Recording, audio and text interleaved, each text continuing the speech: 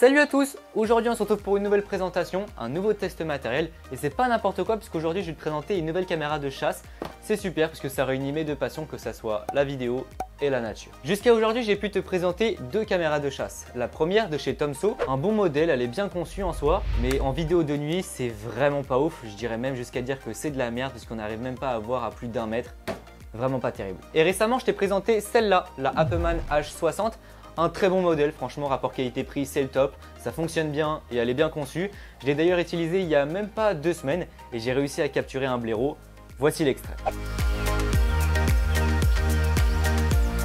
Aujourd'hui on s'attaque à un nouveau modèle, la Osgood DL502 4K Wi-Fi. Sur la fiche technique et notamment par son prix, c'est clairement la meilleure caméra que j'ai pu tester, du moins c'est ce qu'on va voir dans cette vidéo. Je remercie d'ailleurs beaucoup la marque de m'avoir envoyé cette caméra pour vous la présenter en toute objectivité. Dans cette vidéo, on va donc voir les caractéristiques techniques et le design de cette caméra. Et puis ensuite, on partira directement pour faire les tests, à savoir est-ce que la caméra fonctionne bien de jour comme de nuit, est-ce que la qualité est bonne, ça fonctionne bien, la fonctionnalité Wi-Fi est-elle vraiment utile? Et comme d'habitude, en fin de vidéo, je te donnerai mon avis sur cette nouvelle caméra de chasse. La caméra est donc livrée dans cette boîte très propre, jusque là rien à dire, hein. À l'intérieur, on va retrouver toute la documentation, bien évidemment la caméra de chasse. Côté accessoires, comme toutes les caméras de chasse, on va retrouver tout d'abord les chevilles et la fixation en dur pour pouvoir mettre la caméra sur une façade. Et ensuite, bien sûr, la petite sangle de fixation qui est pour le coup plutôt longue, hein. Le câble mini USB pour transférer les fichiers de la caméra. Voilà, c'est à peu près tout ce qu'on retrouvera avec. La caméra en elle-même mesure 13,5 cm de haut pour 9,5 de large, le tout pour un poids de 482 grammes avec les 8 piles AA. La caméra est entièrement en plastique, mais une fois fermée, elle est tout de même certifiée IP66, donc pas de problème pour pouvoir la laisser dehors sous la pluie. En façade, on va retrouver 3 capteurs de mouvement, ce qui va permettre d'avoir un champ de détection à 120 degrés et une vitesse de détection à 0,2 secondes, ce qui est très bien. En revanche, j'ai pas l'information jusqu'à combien de mètres la caméra est capable de détecter un sujet. Généralement, c'est 20 mètres.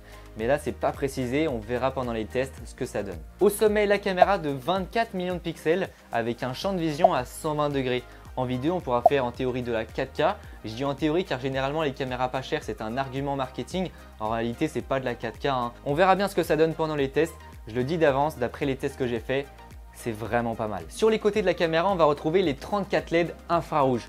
Pour ceux qui ne savent pas ce que c'est la lumière infrarouge, eh bien c'est simplement une lumière qui est invisible à l'œil humain. Seules les caméras défiltrées peuvent voir les rayons infrarouges. Une fois la caméra installée, elle est donc totalement autonome et invisible puisqu'elle ne fait pas de bruit, pas de lumière. Au sommet de la caméra, on va retrouver les petites LED qui nous indiqueront lorsque la caméra fait une opération. Enfin, tout en bas de la caméra, et ça c'est vraiment cool que ça soit en façade, on va retrouver une petite trappe, ce qui va nous permettre d'accéder à l'écran de contrôle. Le fait d'avoir un écran de contrôle en façade contrairement à un écran à l'intérieur de la caméra, c'est vraiment beaucoup plus pratique, ça permet de savoir précisément ce que l'on va filmer. L'écran fait donc 2 pouces. Sur les côtés, on va retrouver 3 boutons pour nous permettre de naviguer dans les menus et à gauche le sélecteur pour passer du mode Setup au mode On. Sur le dessous, on va retrouver la prise mini USB pour transférer les fichiers de la caméra, une prise AV et l'alimentation 6 volts. Pour l'alimentation de la caméra, ça se fait donc avec le câble 6 volts pour du long terme. Sinon, la caméra est autonome avec 8 piles AA. À noter qu'elle peut également fonctionner sur 4 piles. Pour y accéder, on a donc le petit bouton qui nous permet de sortir le slot et ensuite, on a juste à tirer et changer les piles. Attention, quand la caméra n'a plus du tout de batterie, elle ne va plus allumer les LED infrarouges et donc du coup elle ne fonctionnera pas de nuit. Ça c'est plutôt intéressant, si tu la laisses longtemps dehors, ça permet d'avoir une grande autonomie. Le stockage se fait sur une carte SD standard, le slot se trouve sur le côté de la caméra. Sur le dessous, on va retrouver un pas de vis 1/4 et à l'arrière on a les 2 passants pour pouvoir mettre la sangle et attacher la caméra. On va voir rapidement l'interface, les modes et l'application Wi-Fi. Je commence par passer la caméra en mode Setup pour paramétrer. Sur cette caméra, on a 4 modes différents. Soit on peut prendre un time-lapse, soit des photos, soit une vidéo, soit des photos et une vidéo. En appuyant sur le bouton mode, je peux donc changer entre les différents modes pour faire mes tests et je peux également accéder à la galerie. Sur une caméra de chasse, il y a 3-4 paramètres vraiment très importants. Le premier, c'est le mode photo-vidéo. Le deuxième, c'est la sensibilité des capteurs puisqu'en fonction du vent, ça peut se déclencher beaucoup ou pas beaucoup. Donc ça, il faut vraiment, en fonction de l'environnement, il faut régler. Si tu es dans une grande plaine, tu peux mettre la sensibilité des capteurs au maximum. En revanche, si tu es dans la forêt, je te conseille de mettre sur faible ou moyen. Comme ça, s'il y a du vent, ça ne va pas se déclencher toutes les 2 secondes. Ensuite, on a la durée de la vidéo. Moi, je te conseille de mettre entre 1 minute et 3 minutes. Et enfin, l'intervalle.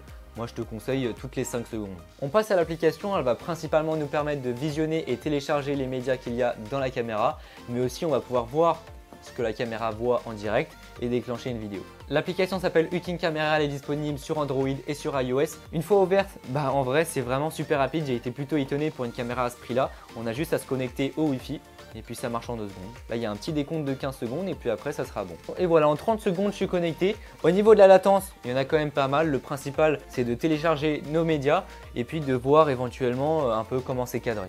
On peut déclencher une photo ou une vidéo pour faire des tests, mais je peux surtout télécharger mes médias. Ça c'est vraiment très utile. Voilà, tu peux voir, pour télécharger une photo, ça se fait en 2 secondes. En revanche, je ne sais pas pourquoi, mais j'ai pas réussi à lire les vidéos de la caméra. Je peux les télécharger, mais j'arrive pas à les lire. Sans plus attendre, c'est parti, je pense avoir tout dit sur cette caméra. On passe donc à la mise en place et juste après, les tests. La mise en place ? Pour la mise en place, on peut se dire qu'il suffit juste d'avoir un arbre et de fixer sa caméra dessus. Bon, en vrai, c'est un tout petit peu plus compliqué que ça.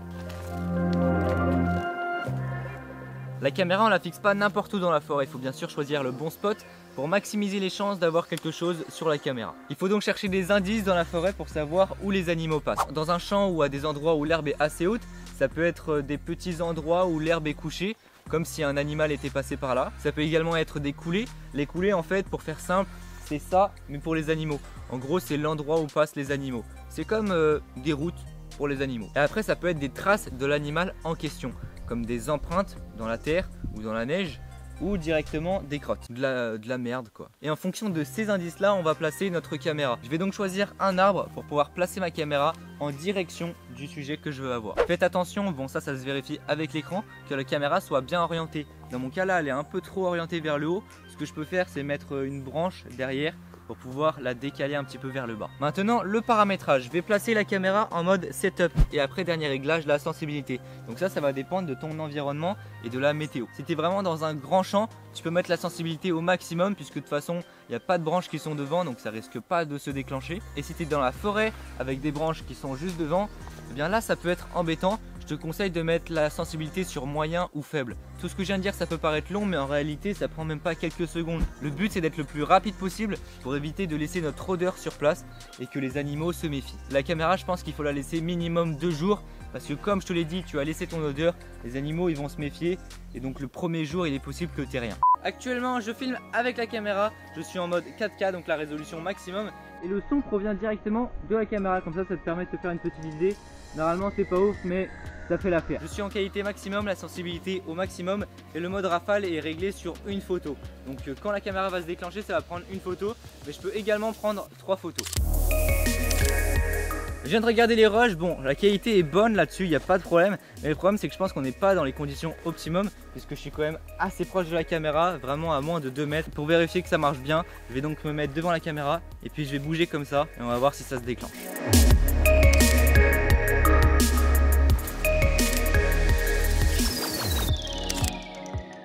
J'ai rien à dire, on passe maintenant au mode vidéo.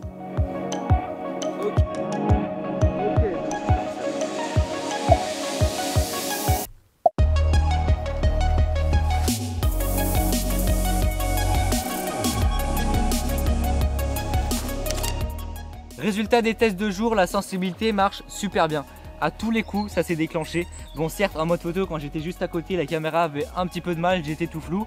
Mais la qualité est bonne et ça se déclenche tout le temps. J'ai comparé avec ma H60 en mode rafale et bon ça a marché mais pas à tous les coups quoi. On passe maintenant au test de nuit, c'est là où ça va être intéressant. Allez, on se retrouve maintenant de nuit pour les tests en vision nocturne. Au niveau du setup, là je filme actuellement avec le Lumix S5 et je m'éclaire avec des petits spots LED comme ça. Et juste à côté j'ai les 2 caméras, j'ai la DL502 et pour comparer j'ai mis juste au-dessus la Appman H60. Comme tu peux le voir, le Lumix S5, si j'enlève les 2 petits spots, et ben on voit plus rien. En revanche sur les caméras à vision nocturne, on me voit totalement. Bon bah du coup c'est parti pour les tests de portée en vision nocturne.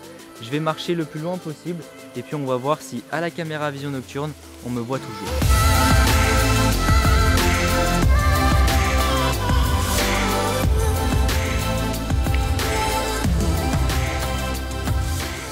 Au niveau de la qualité de l'image, la qualité en nocturne, la caméra en elle-même, c'est vraiment super. Par contre au niveau de la sensibilité des capteurs, ils marchent très bien, mais ils seront efficaces seulement entre 10 et 20 mètres d'après mes tests. Alors qu'avec la Appman H60, j'ai l'impression qu'ils sont beaucoup plus sensibles et ils se déclenchent même quand je suis à plus de 25 mètres. En revanche, cette caméra là elle est beaucoup plus discrète puisque une fois en mode on, elle ne fait aucune lumière même quand les LED infrarouges sont allumés. Alors qu'avec la Appleman H60, lorsqu'on est de nuit, on voit quand même les LED infrarouges s'allumer et s'éteindre. Bon bah bilan, que ça soit sur le papier ou sur le terrain, c'est une super caméra. La qualité est donc bonne, le déclenchement automatique annoncé à 0,2 secondes, eh bien ça marche bien, même vraiment bien.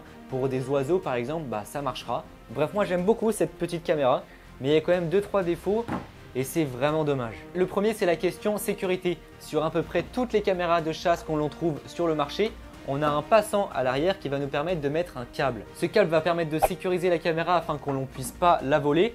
Et bien là, il n'y en a pas. Moi personnellement, ça ne me dérange pas trop puisque généralement la caméra, je la mets à un endroit assez isolé. Et puis tout de même, elle est vraiment discrète. Donc pour les personnes qui ont l'habitude de laisser leur caméra plusieurs semaines, voire plusieurs mois, là par contre ça peut vraiment être embêtant. Et enfin, dernier point, bon c'est plus quelque chose à rajouter plutôt qu'un désavantage, et bien c'est le pas de vis 1/4. Sur quand même pas mal de caméras de chasse, on a 2 pas de vis, un en dessous et un à l'arrière. Mais là on a seulement un en dessous. Ça aurait été plutôt pas mal pour l'équilibre d'en avoir un derrière. On va la retrouver au prix de 130 € sur Amazon. Si tu dois retenir une seule chose, c'est la qualité de la vidéo qui est clairement meilleure par rapport aux autres. On se retrouve donc très bientôt pour une vidéo observation animale. En attendant, si cette vidéo t'a plu, n'hésite pas à mettre un pouce bleu, à t'abonner si tu souhaites en voir plus, tu as des questions, c'est dans les commentaires. N'hésite pas à me suivre sur Instagram et à partager cette vidéo. Et puis sur ce, on se retrouve pour une prochaine vidéo. Allez, salut! Salut à tous! Comme tu le sais sûrement, ces derniers temps, je me suis pris de passion pour le drone FPV. Ça fait maintenant 1 an que j'ai monté mon tout premier drone. Il ressemble à ça. J'en suis super content parce qu'il marche bien, il est polyvalent. Même en dehors de tout ça, j'ai fait quand même sacrément stylé. Bref, après tout ce temps, il est l'heure de construire mon nouveau drone FPV. Un drone qui sera beaucoup